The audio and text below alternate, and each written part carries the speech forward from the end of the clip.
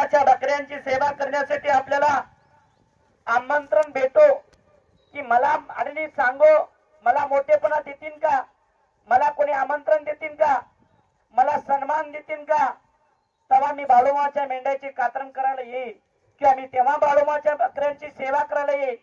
ह्या आशेनं बाळूमामा भेटणार नाही.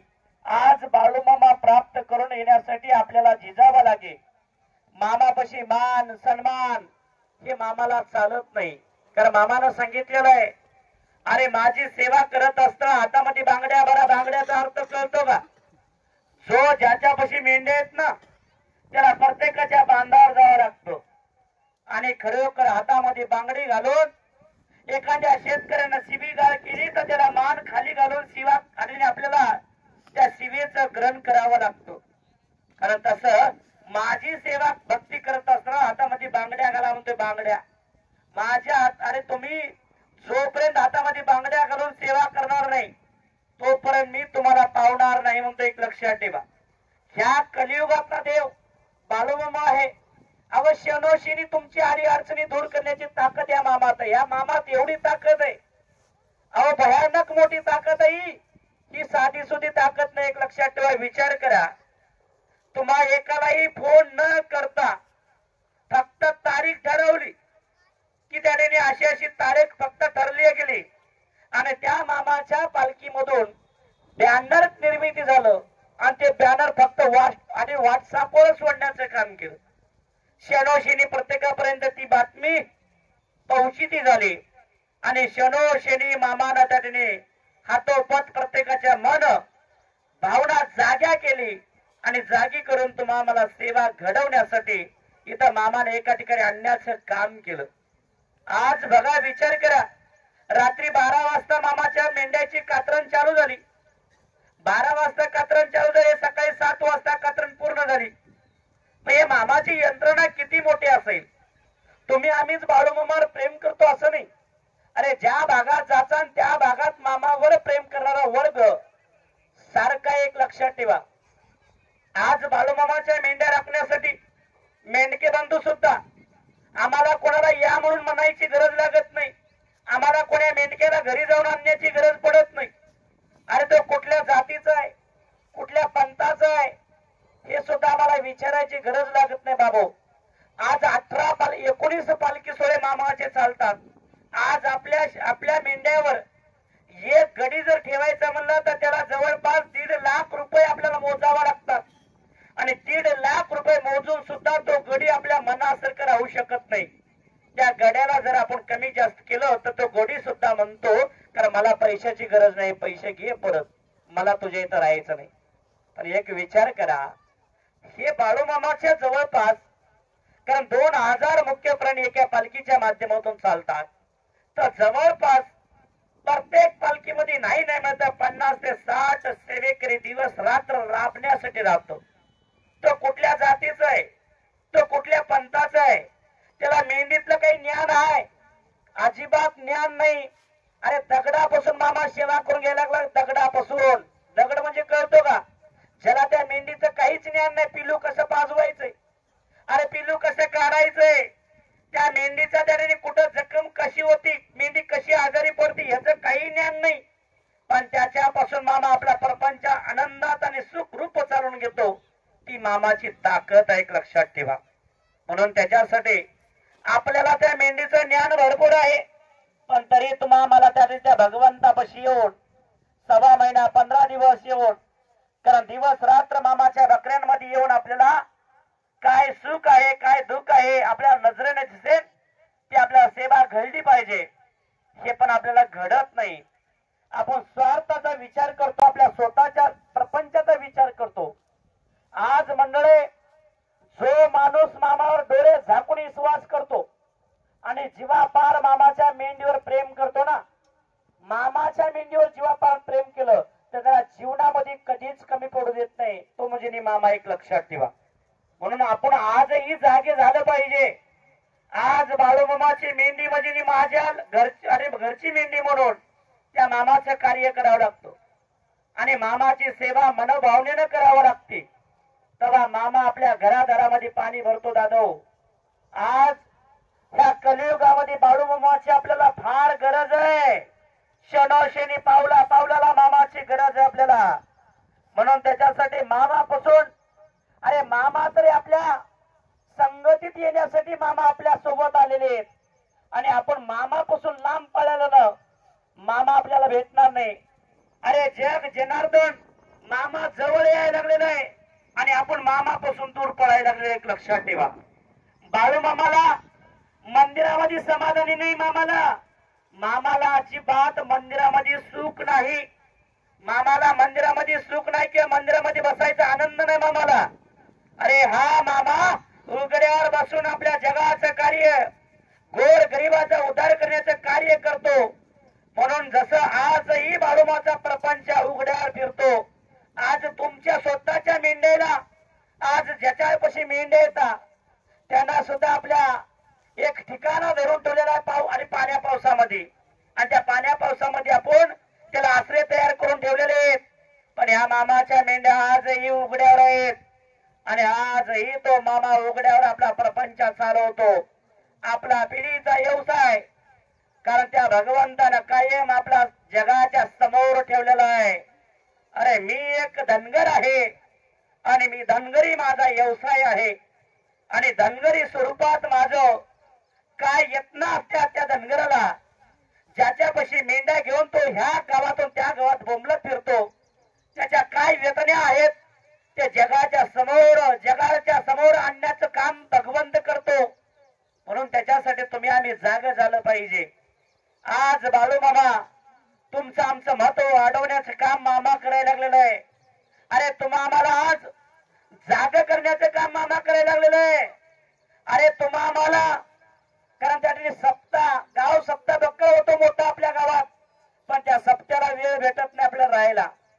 आपल्या जवळ ज्या दिवशी कारण बकऱ्याचा कार्यक्रम असेल त्या दिवशी आपण सगळे काम धाने सगळे सोडून देऊन एक एक दोन दोन तीन तीन बकरे कापण्यासाठी आपण जमा होतो.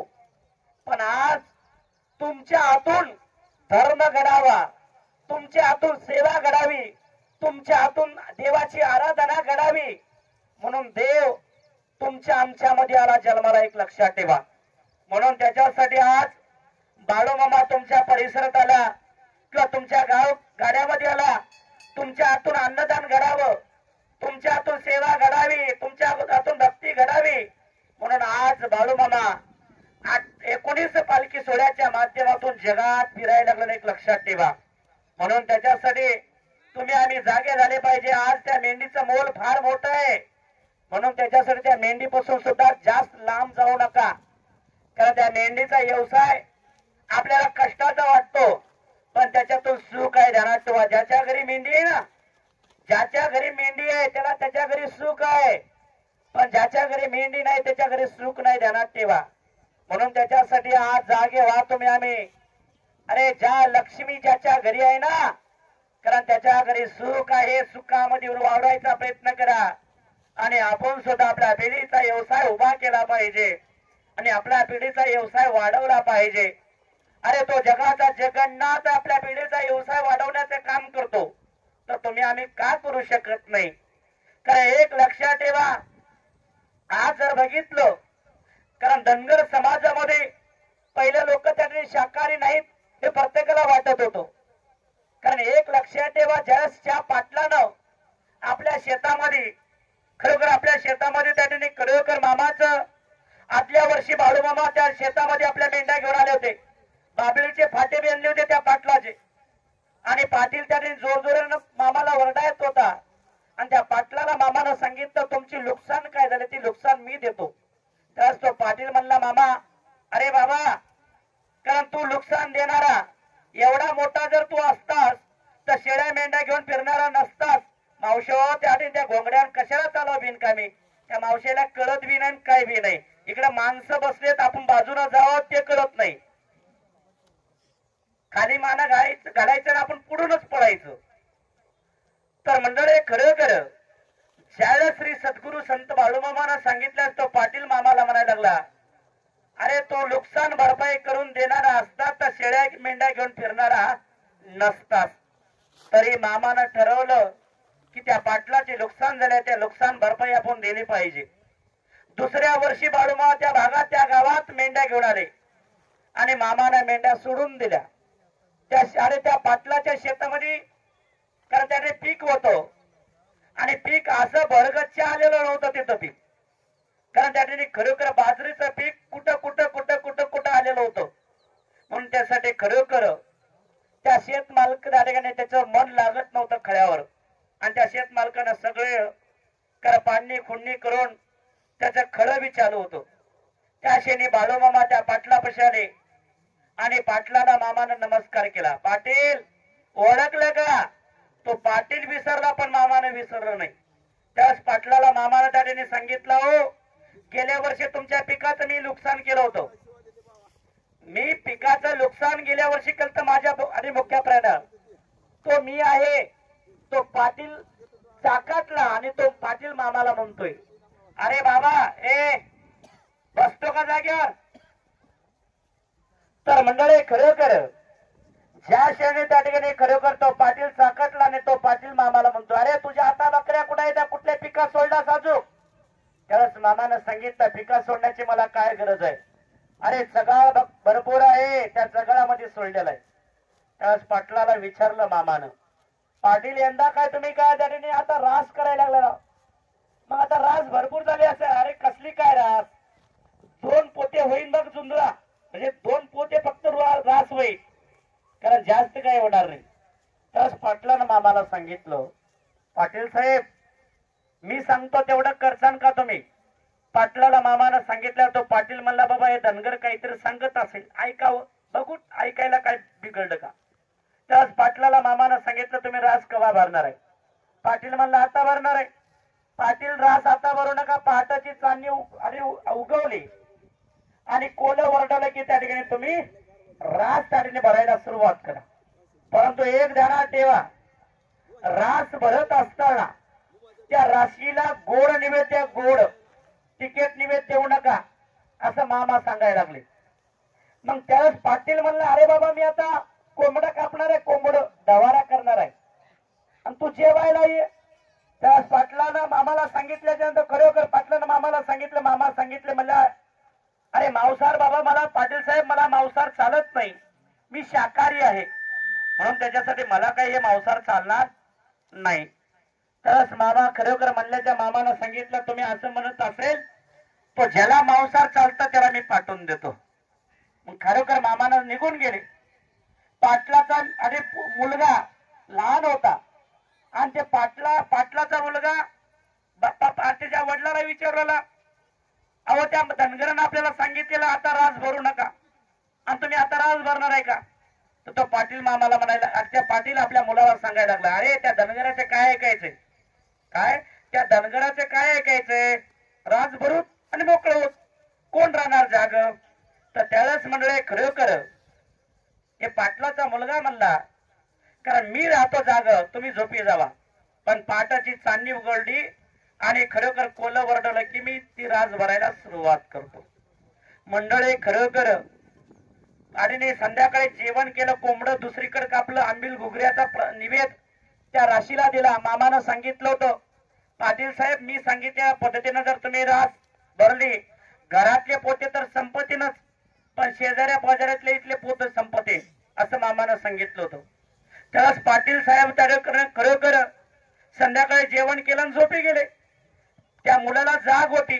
तो मुलगा पहाटे बरोबर कोलं वरडलं, पहाटाची चांदणी उघडली आणि खरोखर रास त्यानं आपल्या गडी घेतले आणि त्या गड्याला सोबत घेऊन 4 पोते आणले होते. 4 पोते रास भरली, रास जेवढ्याला तेवढी. परत 4 पोते आणले, परत 4 पोते रास भरली, जेवढ्याला तेवढी रास शिल्लक होती. परत 4 पोते आणले, परत 4 पोते भरले, परत रास जेवढ्याला तेवढी. परत 4 पोते आणले, परत रास भरली, जेवढ्याला तेवढी. असे 16 पोते रास भरली. 16 म्हणता म्हणता परत 4 पोते आणले, परत रास भरली, परत 4 पोते त्याने संपले, म्हणजे त्याने रास जेवढ्याला तेवढी. त्यावेळेस म्हणाले पाटलाच्या घरातले पोते संपले. त्याला शेजाऱ्या पाजाऱ्यातले पोते आणले आणि शेजाऱ्या पाजाऱ्यातले पोते आणल्याच्या नंतर त्याला सूर्य उगवला, म्हणजे उजळलं, तांबडं फुटलं.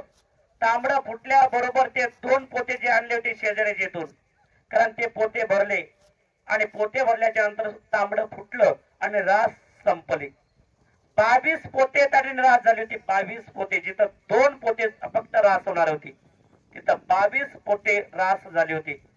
कारण त्याच्यासाठी आज वर प्रत्येकाला वाटत होतं की धनगर समाज हा मांसाहार करतो, पण आज मामाच्या माध्यमातून कारण मंडळी खरोखर जगाला कारण त्या जगाला समजलं अरे बाळूमामा धनगर कुळामध्ये जन्माला आले, पण बाळूमामा हा साक्षात देव आहे याची ओळख करून देण्याचं काम मामा करायला लागला. एक लक्षात ठेवा. म्हणून आज जग जनार्दन बाळूमामाची आराधना, मामाची जप तप मामाची करायला लागलेले. म्हणून त्याच्यासाठी तुम्ही आम्हीच बाळूमामाची भक्ती करतोय असं नाही. अरे मामा प्रति पांडुरंग स्वतः मामाचं रूप पालट मामाच्या समोर मामाला आणि मामाला नमस्कार करतो. ज्या पांडुरंगाची जग जनार्दन पूजा करतो ना, आणि ते पांडुरंग सुद्धा रूप पालटून मामाला नमस्कार करतो. तो देव आपल्या आणि आपल्यामध्ये जन्माला आला हे आपलं भाग्य समजा. म्हणून त्याची सेवा, त्याची भक्ती, त्याची आराधना करण्याचा प्रयत्न करा. अरे तिरुपती बालाजी स्वतः रूप पलटून अरे रूप मामा स्वतः आपल्या भक्ताला तिरुपती बालाजीचं स्वरूप जाग्यावर मामा दाखवत होते. तो म्हणजे मामा होता. जे लोक तिरुपती बालाजीला जातात, अरे ती तिरुपती बालाजी पैशी कोण आहे? लक्ष्मी आहे. कारण त्या तिरुपती बालाजीचं दर्शन घेतलं ना पण लक्ष्मीचं दर्शन घ्यावं लागतंय, तर तिरुपती बालाजी आपल्यावर कृपा करतो, फुकट करत नाही. पण लक्ष्मी कोणापाशी आज? आज लक्ष्मी कोणापाशी आहे? जगाच्या मालकापाशी आहे. ध्यानात ठेवा. मामानं काय सांगितलंय? स्वर्गात एक माझ्या समोर लक्ष्मी आहे. काय? स्वर्गात माझ्या समोर एक लक्ष्मी आहे आणि त्या लक्ष्मीचं दुसरं स्वरूप या प्रतिवेतलावर मी सोडलेलं आहे. ती म्हणजे माझी मेंढी आहे. काय? ती म्हणजे माझी मेंढी आहे म्हणते. ज्या माझ्या मेंढीचा जिथं जिथं पाऊल पडेल ती ती भूमाता पवित्र होईल, ती ती त्या ठिकाणी धनधान्य भरपूर पेकेल आणि ती भूमाता पवित्र होईल म्हणतोय मामा. त्या मामाचं कार्य तुम्ही आम्ही करतो. आज जग जनार्दन तिरुपती बालाजीला का जातात? आपल्याला श्रीमंती वाढावं म्हणून. आज बाळूमामा जिथून श्रीमंती वाढायचं ठिकाण आहे ना, कारण ते ठिकाण मामाच्या जवळ आहे. ती म्हणजे मामाची लक्ष्मी आज मामा सोबत आहे. कारण त्याच्यासाठी आज बाळूमामाची आपण आराधना करत नाही, मामाच्या माध्यमातून मामाच्या लक्ष्मीची आराधना करतो. त्याच्यामुळे तुम्हाला सुख समाधानी प्राप्त करतो मामा. तर त्याच्यासाठी मामा सांगतो. मामा काय सांगतोय? लोंगडी घोंगडी पुकाची वैन. काय? लोंगडी घोंगडी पुकाची वैन सारखी पुकाची मेंढी मोलाची वैन. मेंढी बाई पालखीतून मिरवेन. आज मामाची मेंढी पालखीतून मिरवायला लागलेली आहे. मामा काय सांगतोय? लोंगडी घोंगडी पुकाची वैन सारखी पुकाची मेंढी मोलाची वैन. मेंढी बाई पालखीतून मिरवेन. मेंढीच्या गळ्यात पुतळ्याच्या माळा बांधशील. पुतळ्याच्या माळा म्हणजे कळलं का? महिला मंडळ तुम्ही आम्ही दररोज खंडाराच्या वट्या बांधता ना त्या मेंढीच्या गळ्यात, त्या पुतळ्याच्या माळा येतात त्या लक्ष्मीसाठी. ध्यानात ठेवा. कारण मामा काय सांगतोय? लोंगडी घोंगडी पुकाची वैन सारखी पुकाची मेंढी मोलाची वैन. आज मेंढी मोलाची आहे. मेंढी मोलाची वैन. कारण मेंढी बाई पालखीतून मिरवेन. कारण मेंढीच्या गळ्यात पुतळ्याच्या माळा बांधशील. जग दुनियात नवल होईल. काय सांगतोय? जग दुनियात नवल होईल. बाळू मामाच्या मेंढीच्या पोटी मुलगा जन्माला येईल म्हणतोय. कोणाच्या मेंढीच्या? कोणाच्या? तुम्ही आम्ही म्हणतो ना माझ्यापाशी मेंढी आहेत. मामा काय सांगतोय? नाव सरळ सांगतोय की इथून पुढं लोंगडी घोंगडी पुकाची वैन सारखी पुकाची वैन, मेंढी मोलाची वैन. मेंढीबाई पालखीतून मिरवेन. मेंढीच्या गळ्यात पुतळ्याच्या माळा बांधशील. जग दुनियात नवल होईल आणि बाळू धनगराच्या मेंढीच्या पोटी मुलगा जन्माला येईल म्हणतोय. काय? बाळू धनगराच्या मेंढीच्या पोटी मुलगा जन्माला येईल. जग दुनियात नवल होईल. जग दुनिया ते बघायला येईल म्हणतोय. बघायला. तो म्हणजे मामा आहे. अरे त्या मेंढीपासून नवीन पैदास काय म्हणतोय? त्या मेंढीपासून नवीन पैदास होणार आहे म्हणतोय. एक पैदास तर झाली, आता दुसरी पैदास म्हणतोय मामा. तर दुसरा जन्म. कारण ज्या मेंढीच्या पोटी मुलगा जन्माला ना तो जगाचा मालक असणार आहे म्हणतोय आणि तो माझ्या मेंढीच्या पोटी जन्माला येणार आहे म्हणतोय. म्हणून आज हा मामा त्या मेंढी घेऊन फिरतो म्हणजे काही येडा आहे का? तो येडा नाही, फार हुशार आहे. तो चाणक्य आहे. म्हणून त्याच्यासाठी आज तुम्हाला बाळू मामाच्या मेंढ्याची सेवा करण्यासाठी, त्या मामाच्या आराधना करण्यासाठी व्यक्ती आपलं भाग्य समजा. म्हणून त्याच्यासाठी मामापासून दूर राहण्यापेक्षा मामाच्या संगतीत राहा. वेळानुसार वर्षाच्या काठी आपल्याला मामाच्या मेंढ्याची कातरण भेटली, आवश्यक 100% कातरण सोडू नका. मामाच्या लक्ष्मीची कातरण आपल्याला कल्पना भेटली, किती अडचण असेल त्या अडचणी बाजूला ठेवा आणि मामाच्या मेंढ्याच्या कातरणीसाठी धावपळ करून आपण कातरणीसाठी जमा व्हायचा प्रयत्न करा. आपल्याला मान पान सन्मान कोणी देईन का, आपल्याला कोणी 4 पैसे देईन का, याची आशा केल्यानं आपल्याला देव प्राप्त होणार नाही. दुसरी गोष्ट, कारण एक ध्यानात ठेवा, सगळ्यात श्रीमंत कोण आहे माहिती का आजच्या काळाला? सगळ्यात श्रीमंत, कारण सगळ्यात धनवान आणि श्रीमंत फक्त एकच तो आहे या जगामध्ये, तो म्हणजे मामा आहे. मामा म्हणजे सगळ्यात श्रीमंत देव. एक लक्षात ठेवा, तो जरी पैशानं सोन्यानं जरी श्रीमंत नसेल तर मनानं फार श्रीमंत आहे तो. म्हणून आज बाळूमामाच्या माध्यमातून 35,000 मुख्य प्राणी ह्या जगामध्ये चालतात आणि 35,000 जीवात्म्याला मामा सांभाळण्याचं काम करतो. आज सगळ्यात श्रीमंत कोण आहे? 35,000 मुख्य प्राणी मामा सांभाळतोय. 35,000 असा आपला कुठलाही एखादी घरगुती आपला धनगर समाजामधला, एकही धनगर समाजामधला एवढा मुख्य प्राणी सांभाळणारा श्रीमंत कोणी नाही. आज बाळूमामा जेवढं आज 35,000 मुख्य प्राणी ह्या जगातून घेऊन फिरतो, तर सगळ्यात श्रीमंत देव म्हणजे बाळूमामा. एक लक्षात ठेवा, मनानं श्रीमंत आहे. अरे धनानं तर श्रीमंत राहता जग, पण मनानं सुद्धा श्रीमंत आणि धनानं सुद्धा श्रीमंत असणारा देव म्हणजे बाळूमामा आहे. वाढतं स्वरूप असणारं मामाच आहे, खुडतं स्वरूप नाही, वाढतं स्वरूप आहे. जसं आपण 5 मेंढ्या केल्या ना, 5 मेंढ्याच्या 10 मेंढ्या होत्यात ना, बरोबर, तसं बाळूमामाचं वाढतं स्वरूप आहे. वर्षाच्या काठी 35,000 मुख्य प्राणी मामाच्या मेंढ्याच्या माध्यमातून दुसरे 35,000 जन्माला येतात दरवर्षा, तो म्हणजे मामा. आणि त्या मेंढ्याच्या माध्यमातून आपला राजवाडा हा आदमापूर मध्ये तयार करतोय. आदमापूर मध्ये राजवाडा, कारण एक दिवस माझा राजवाडा जग दुनिया बघायला येईल म्हणतोय. जग दुनिया एक दिवस आदमापूर मध्ये माझा राजवाडा बघायला येईल म्हणतोय. म्हणून त्याच्यासाठी पाठीमाग आपल्याला त्या मोबाईलच्या माध्यमातून मामाचा राजवाडा कोण्या स्वरूपात होणार आहे हे आपल्याला मोबाईलच्या माध्यमातून काही जणांना बघायला भेटलं नाही. बघा, ते काहीच नाही म्हणतोय मामाला. आता ते 700 कोटी रुपये शासन देणार आणि मामाचा राजवाडा बनणार म्हणून. बाळूमामा का एवढा कच्चा देव नाही, एक लक्षात ठेवा, कच्चा खिलाडी नाही. अरे जगाला कामाला लावण्याची ताकद या मामात आहे. त्या मामाचं कार्य तुम्ही आम्ही करतो. 700 कोटी म्हणजे मामासाठी काही नाही, साधं कार्य आहे, तो म्हणजे मामा आहे. त्या मामाचं वैभव आणि त्या मामाचे ताकदीचं गणित ह्या जगाला सुद्धा अजून अंत नाही. मामा देव कसा आहे माहिती आहे का? झाक्रत देव आहे, झाक्रत. जगाला जाहिरात करणारा देव नाही. आज प्रत्येक देवस्थानामध्ये काही कमी जास्त झालं की ते जाहिरात करतात. काय जाहिराताच्या माध्यमातून आपण आपली श्रीमंती दाखवतात. पण बाळूमामा श्रीमंती दाखवणारा देव नाही. किती श्रीमंत आहे हे जगाला दाखवणारा देव नाही, एक लक्षात ठेवा. कारण मामाची श्रीमंती जगाला दिसणारी नाही, एक लक्षात ठेवायचं.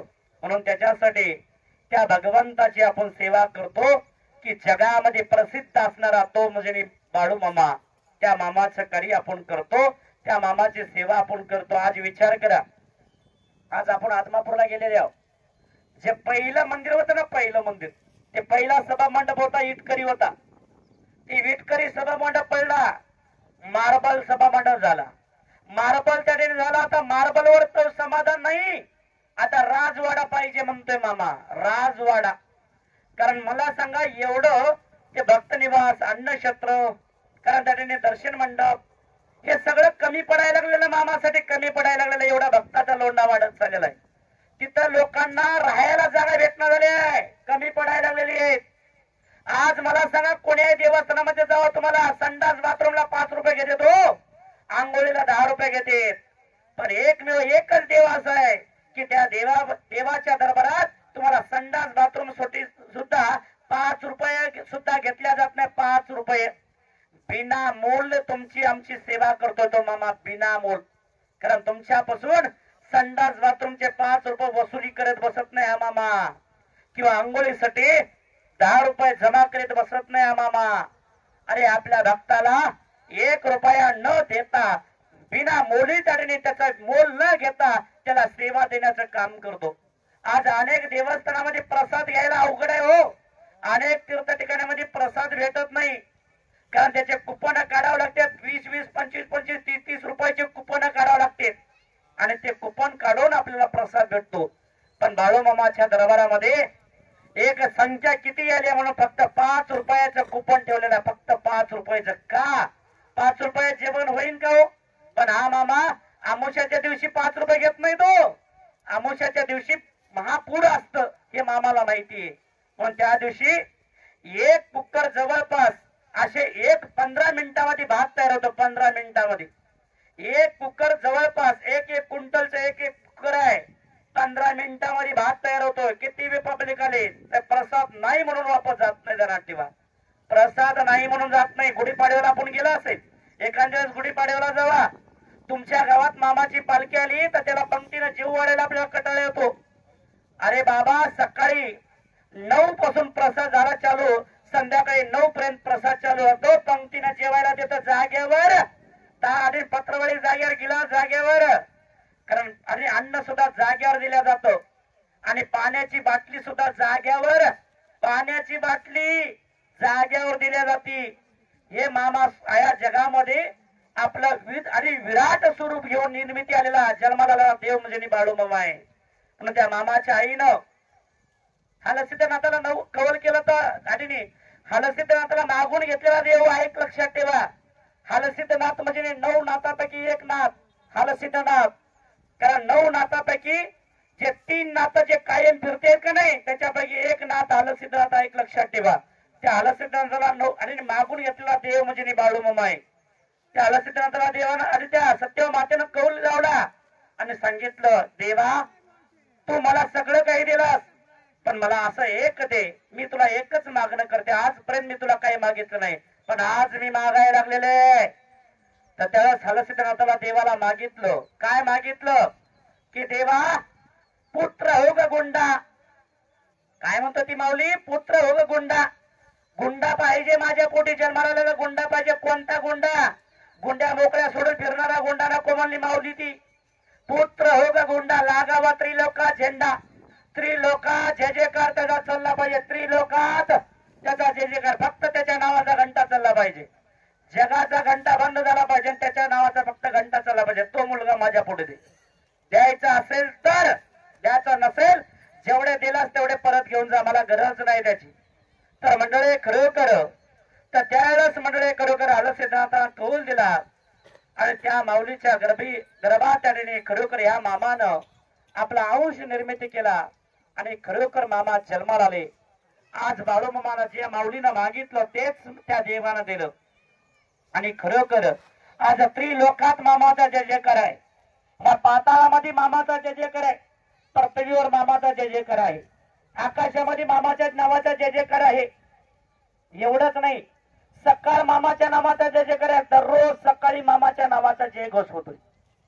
दररोज दुपारी मामाच्या नावाचा जय घोष होतोय. दररोज संध्याकाळी मामाच्या नावाचा जय घोष होतोय. कारण मामाला मानणारा वर्ग, कारण निस्ते पुरुष मंडळच आहेत असं नाही. मामाला मानणारा महिला मंडळ तेवढंच, पुरुष मंडळ तेवढंच. एवढ्यावर थांबलं नाही. बालपणामध्ये सुद्धा मामा आणि मामाच्या नावाचा जय जयकार होतोय. तरुणपणामध्ये सुद्धा मामाच्या नावाचा जय जयकार करतात आणि म्हातारपणामध्ये सुद्धा लोक बाळूमामाच्या नावाचा जय जयकार करतात. तो म्हणजे मामा. त्या मामाचं कार्य आपण करतोय, आपलं भाग्य समजा. म्हणून त्याच्यासाठी मामाच्या मेंढीची कातरण आहे म्हणून आपल्याला कल्पना भेटली. किती कामकाज असू द्या, ते कामकाज बाजूला ठेवा. मामाच्या पुढे काहीच कामकाज मोठं नाही आपलं. अरे मामानं फक्त दृष्टी जरी आपल्याला फिरवली ना, तर ते काम क्षणोक्षणी पूर्ण करण्याची ताकद मामाचा. एक लक्षात ठेवा, एवढी ताकद मामात आहे. त्या मामाचा आशीर्वाद आपल्यासाठी मोठा आहे, काम मोठं नाही.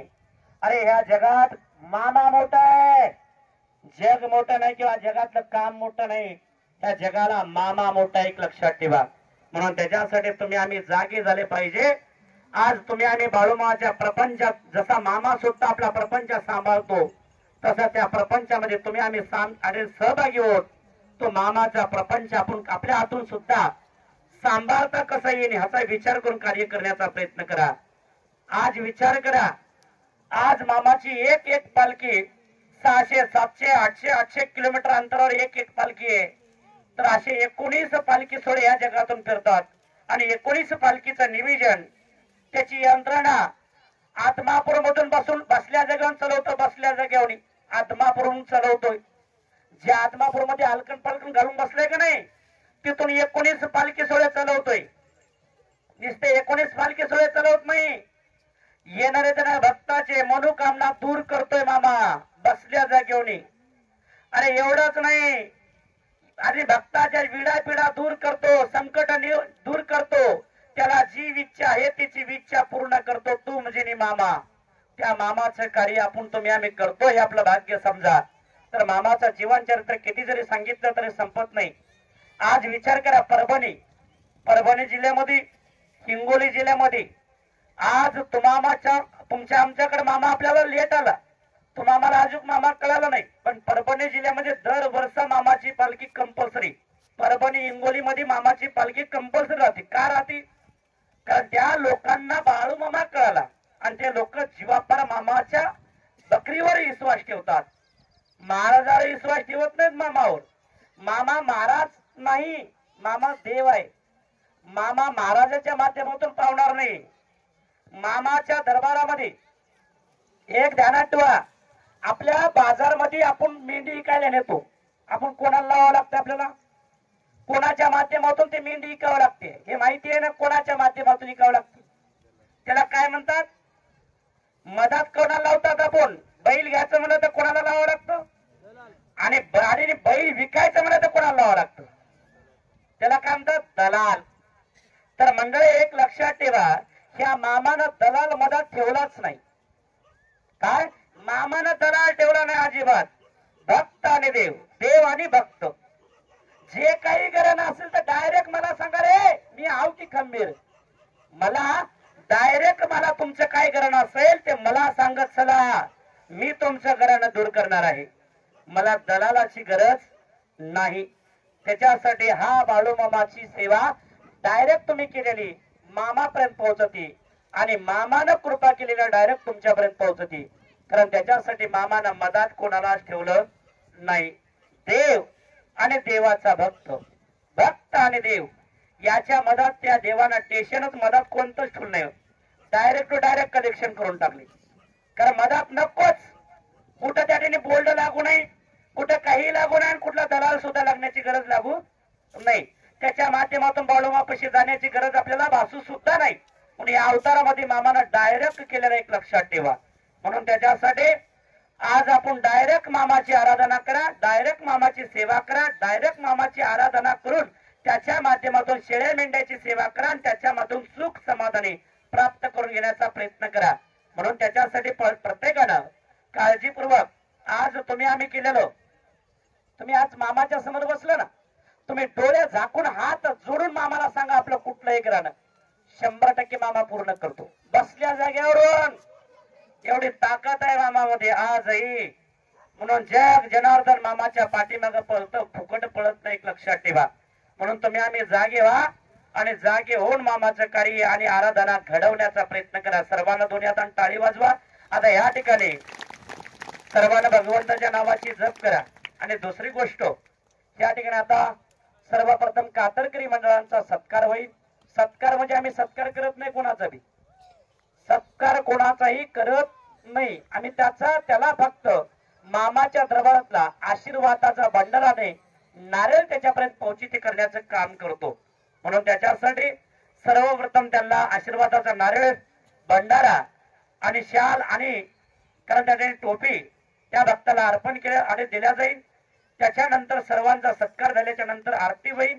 आरती झाल्याच्या सर्वप्रथम कातरकरी मंडळाची पंगत होईल आणि त्याच्यानंतर कारण या ठिकाणी दर्शन